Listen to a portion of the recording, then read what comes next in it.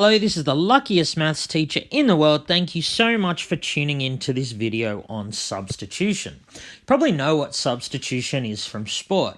You know, when you make a substitution, you take one player off the field and put another player on. You exchange players, swapping the players. Well, when we're talking about substitutions in algebra, we're still exchanging or swapping, but what we're doing is swapping a pronumeral for a number.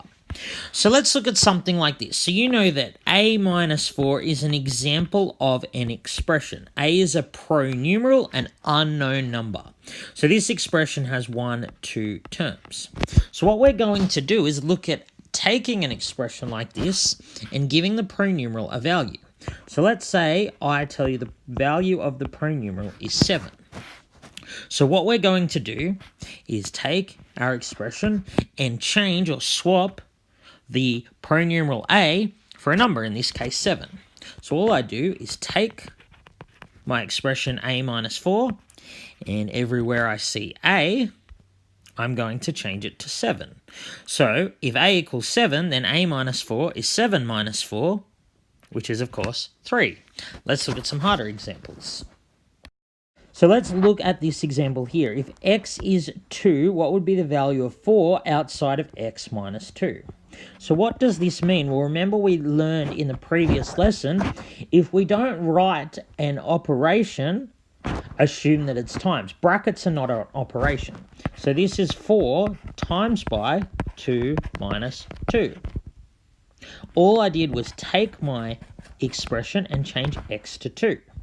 So you know I have to do the brackets first. 2 minus 2 is 0. 4 times 0 is, of course, 0.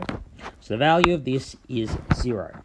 Now let's say I had something like y equals 3, and I wanted to substitute it into the expression 3y minus 5.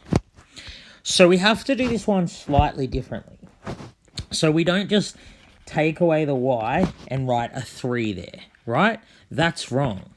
Because remember, 3y means 3 times 3. It doesn't mean the first digit's 3 and the second digit's y. So when I'm substituting y, it would be 3 times 3. So it wouldn't be 33. It'd be 3 times 3, which is 9, minus 5, which gives us 4.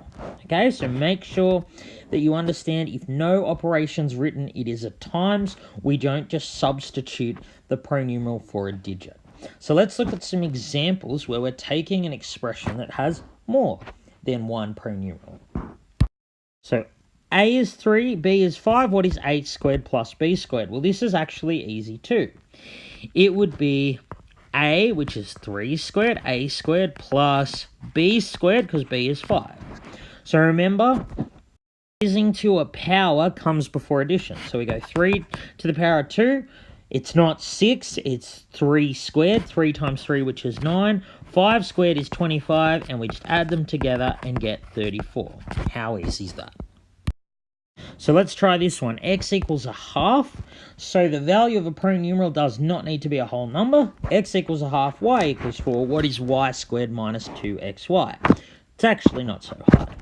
So we take our y squared, replace it with 4. So I get y squared minus, now when I'm doing 2xy, remember it's not going to be 2 half and then 4. Remember, 2xy means 2 times x times y.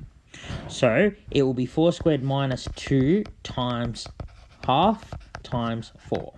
So you know, order of operations means we do the squared first, the power first. So 4 to the power of 2 is 16, 4 times 4. So 2 times a half is 1, times 4 is 4.